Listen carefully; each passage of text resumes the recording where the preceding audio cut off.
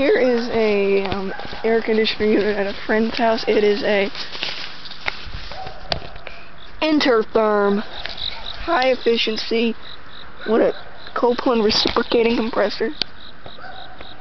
And I'm peeking down in it, and it is a straight cool unit with no reversing valve in it.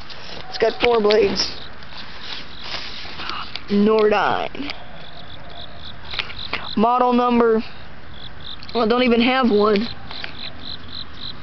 I'm not joking, it don't have a model number.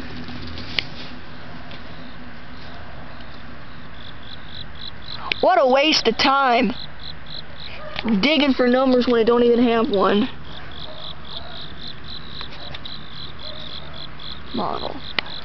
Model, nothing. Serial number.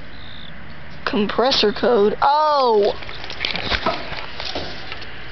Model number CR3 2K6-PFV-03703.5 3 ton. Serial 94D303928. That thing is old, from 1994. It has a disconnect box mounted on it. I bet you that makes a lot of noise. Service access.